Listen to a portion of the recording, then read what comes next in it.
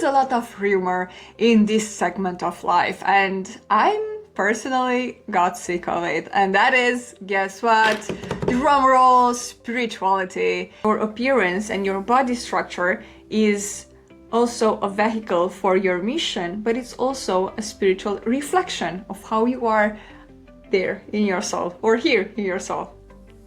That means that your body is a reflection of your soul, and however you are changing inside of your soul, your body will follow. That means that explains why some people that go through deep adversity have their body changed and their appearance changed. And that also explains why people can change dramatically in a positive way and enhance their beauty after some chunk of inner work that they done. Now, what I mean about spirituality, it's not about being with sage everywhere and all wearing only organic and praying all the time. In fact, if you asked me, all the people that I encountered, okay, and that were like so spiritual, they were actually using the spirituality as a coping mechanism, and they were using spirituality as a way to enhance their even ego and inflate something and feel something that they need to be more. And to be said, the most spiritual people that you may encounter, it might be your grandma. It might be people who look to have no resemblance to whatever we call spirituality in this era. And those are people who might play it small, play it fair, play it in the advantage of the truth. And that is simple, because all the truths are simple. Therefore, the people who are really spiritual, they are, guess what, simple. Therefore, you do not need to go all organic to consider yourself spiritual. You do not need to, enhance all your rooms with sage. That's not what spirituality is about. Spirituality is about getting your sleeves up and do maybe the shadow work that you need to do, maybe to really enhance some spiritual qualities that you already possess.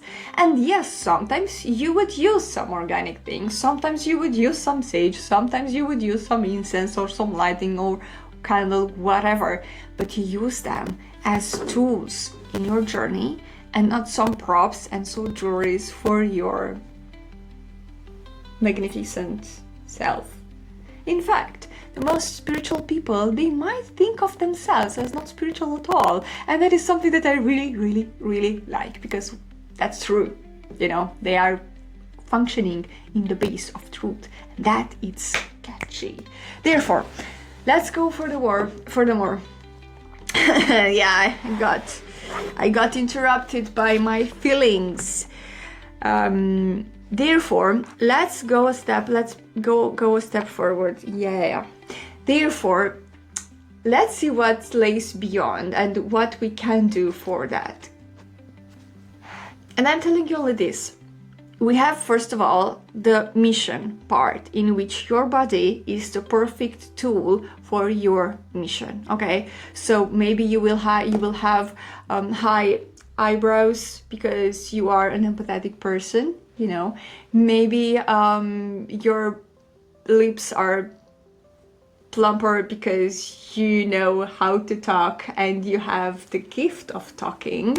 And maybe you have, big chest because you're big-hearted, So all of these are transmuted, are reflected by our body. And when we do some inner work that is so detrimental in one part, when the change is so significant, we can alter our body. For example, if you feel like, okay, maybe your shoulders are not, wide enough or something, well, try to open your heart, because that would work. If you feel like there's a posture that you do not like, well, that's something to be dealt with, because the posture is the encapsulation. If we are talking about body shape, I found it very, very interesting. Why? Because body shape can be changed, especially if we are doing some inner work that is significant and the right inner work. Maybe it happened to you that you feel so confident and everything is working in life and you also look good. And then something happens, you feel down, you feel like every, I don't know, hell in this world came over for you, and you feel like a fly and you feel like a leaf in a wind, and you feel like nothing, you know. And how that thing, how you feel, it's also reflected by your body and by your aura and whatever we are and we cannot see. Therefore, if we change inside of us what we cannot see, what we see will also change. And that's something that's desirable. And that has also a lesson in there. Because if we feel in a certain way, we will look in a certain way. But here's the thing, here's the catch.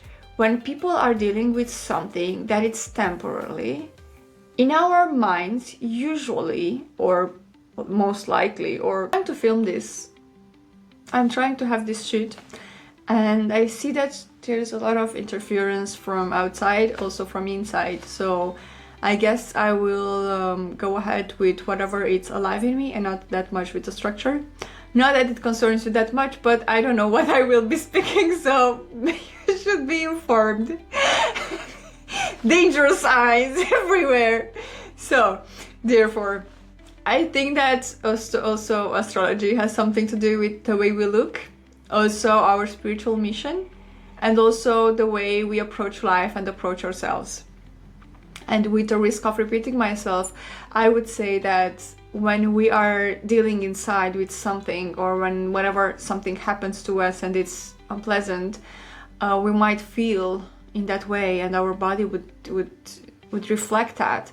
But the thing is that is not personal. If you ever cross through that feeling, or maybe you're now, I would remind you that that's not the end, you know, that's just how you feel, how you look right now. Maybe in I don't know how much time that will be shifted, that would change. So it's not that you have to be 100% satisfied with how you look, with your energy, with your body, whatever. I think that's an ideal that cannot be achieved. For example, I'm not content right now about my my muscle mass. And I know for sure that this thing happened because I preferred to have an year of, I don't want to go there, but I had an year in which I really needed to be gentle with myself and not to put pressure on myself. And movement was something very light, like dance or maybe yoga mat, if I wanted to be on the yoga mat. But it was very gentle, because there was something else at stake. And taken whatever I've been through, I am very healthy. I thank God I'm so healthy, and I look in a way that I am content based on what happened, and that's very sad. And I was sad almost the whole year, and I was dealing with some very nasty and very deep shit. So it's, of course, I'm not 10 out of 10, but I'm 8 out of 10. I'm 9 out of 10 actually, you know, because I'm so happy that my body is healthy, that everything's alright, and everything went well in the end. And I'm healthy, and I'm healthy, and I'm healthy, and I'm healthy. And that is so important. And I even, I don't know, have some... And I'm healthy. After 10 minutes. It's like, and I'm healthy. And after 3 minutes, and I'm healthy. Because that's such an important thing after everything. So we don't need to be 100% satisfied with our body, with how we look. In fact, I don't even place my focus over there. I like it when it happens, you know. I so much love to wear makeup, but I don't use it every day. In fact, I'm using only when I'm filming or when something happens. And that's a pity, because I love it, you know. But I prioritize something else, you know. I prioritize to have comfort this year. I mean, the year that passed, you know. I prioritized my comfort and my coziness, and if I was to create a piece or have some work done, that would be so much more valuable than the way I looked. Of course, I prefer to have some self-maintenance, that's right, and I'm glad I could do it, you know. But there are times in life when, I don't know, maybe life strikes, maybe people strike, and that's okay. And that's okay. I think the underlying theme is that health is much more the core of things, and the beauty is something that follows. It's not something that we need to chase. If we chase it, it means that we are doing it with the cost of ourselves, and we are hiding insecurities, and we are not doing the shadow work that we need to do, you know. So therefore, it's very important to set our priorities right. And if you're not content right now with whatever happens in your life, maybe, I don't know, you cry a lot and maybe you don't have time for skincare, you know, set some things, you know, put some creams nearby your bed or in your car or whatever, so that you can do it, and some sanitizer along with it, you know, so you can manage your life along with it, because you do not need to, we don't need to, I don't know, feel beautiful all the time or look beautiful all the time, even though that's something desirable. But it's also something that happens as a consequence. Beauty happens as a consequence of being healthy. Beauty happens as a consequence of doing the right inner work. Beauty happens as a consequence when we are having great relationships. You know, it's not something to be to strive for or to chase. That would mean that we are not doing the right thing for the beauty to happen naturally. It's like beauty, what I find, it's much more like a spring. It's much more, but in my opinion, I compare beauty to, our beauty to beauty of the nature, and that is something that I cannot do that. So for example, outside in nature, there's beauty because there's so much, I don't know, divine and natural energy up there. And when the nature is so pristine, you know, when the ocean is so clear, or whatever human garbage, I don't know, trash, we can sense that energy, and that's something that it's so beautiful.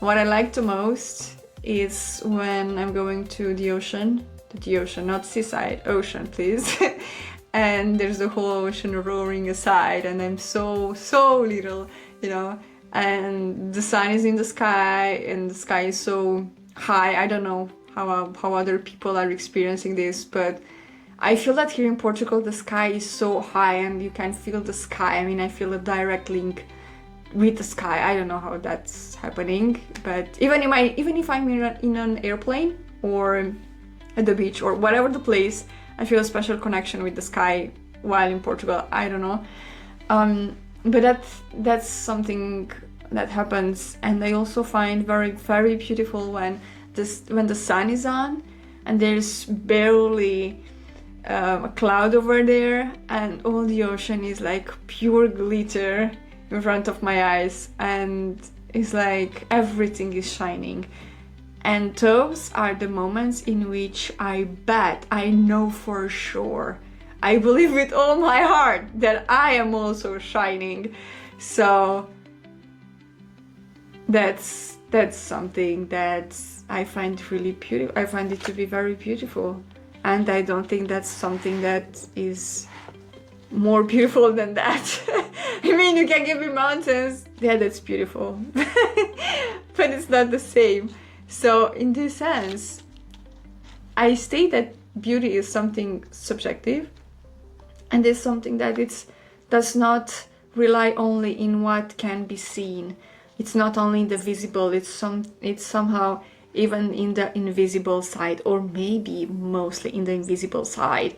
So when we talk about beauty, beauty is something that we love, and maybe it's not that beautiful, but we love it, you know, and it is beautiful especially or because we love it. So think about your life, think about what do you like, think about what you love.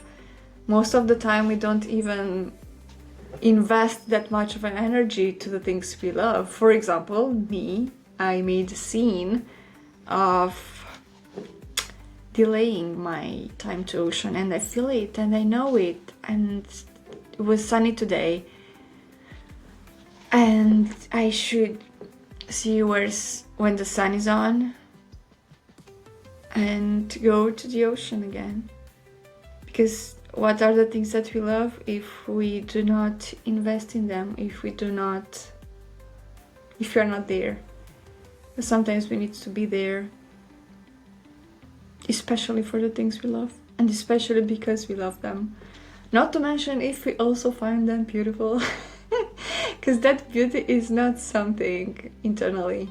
And hear me out, even in attraction, you know, the people we are attracted to, we think that we are attracted because they are beautiful to us. No way, no. They are how they are. The attraction happens because there are certain forces inside of each of the parties involved that are forces that are complementary, or they have a match. And because of that attraction, forces are much more prone to happen and to interact with each other. And we feel it as attraction, but if you look much more closer, you will find another dimension. You will find that maybe has to happen. You will find that has something over there, that maybe it's exposing something inside of you that you're not yet aware of. Maybe that is something that you need to go through, and literally that relationship, you need to go through that to become more, or to achieve something that cannot be achieved in other ways. And there's so much going on with attraction, because you can even include the immune system compatibility and other stuff which are pure primarily, and that can be something that it's so embedded in our, I don't know, nature, like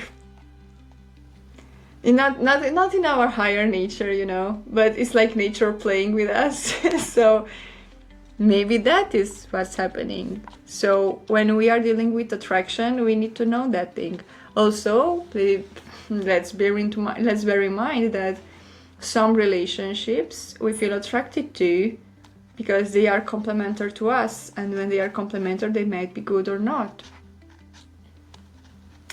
So when you're literally zooming in to what that attraction is saying to you and why do you feel that person is beautiful, you may find things about yourself first of all, and after that you will find things about the other person.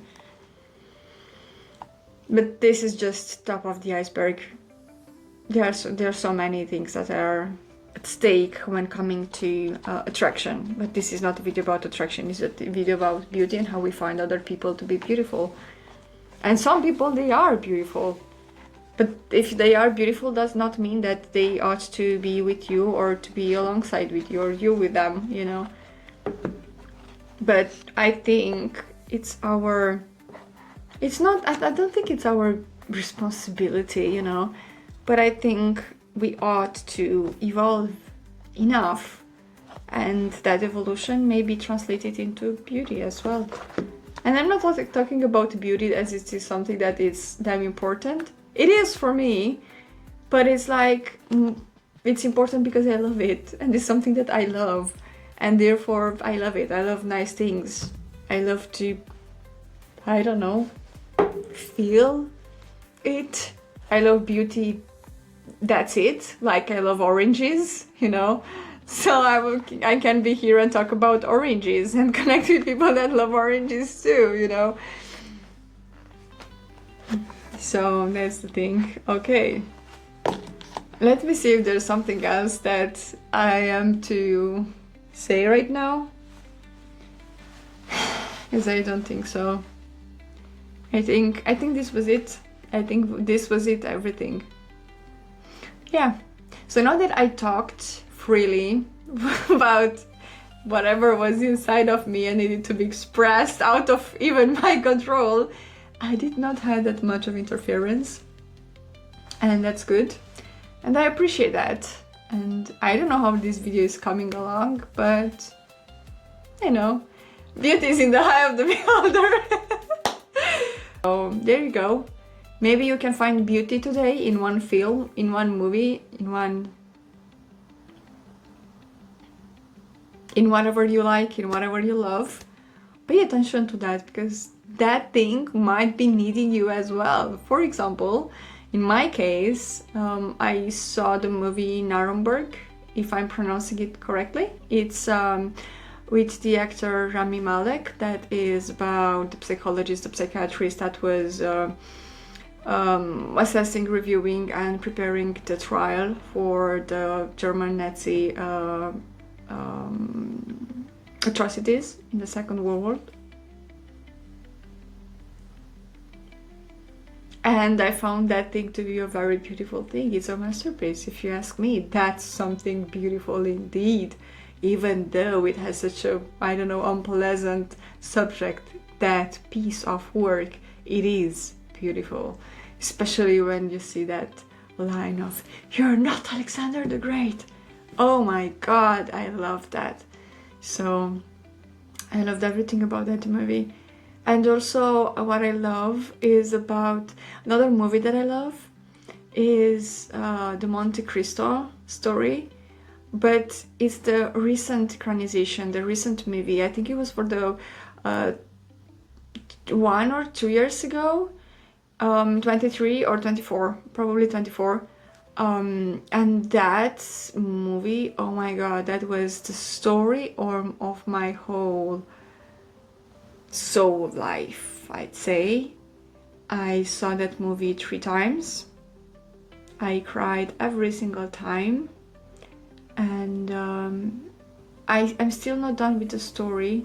I'm still not done with the story. After the part in which he discovered the treasure, and that's the part in which I'm in. So it's in that year, you know. And I find that very interesting, very, very interesting. So, yeah.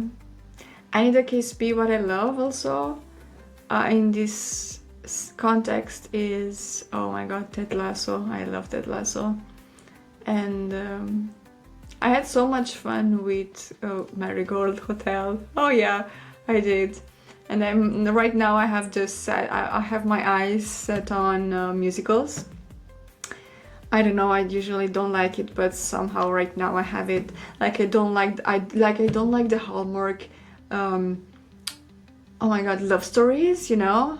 But there was a time like 2 months ago in which I consumed only those, like give me those, it's not even Christmas yet, but give me those, you know? So I'm enjoying them. I'm now enjoying the musicals, and I saw the Bohemian Rhapsody again. And you know, I'm seeing, like, I don't quite like that because like so much documentary out of Beatles, but still, there's still something. So I'm not going into what I love right now because I love so many things and people. So therefore, that's private private business here. But in the case B, please enjoy what you love and make it sure that it knows you love them as well. Because in the end, this is what matters the most in life.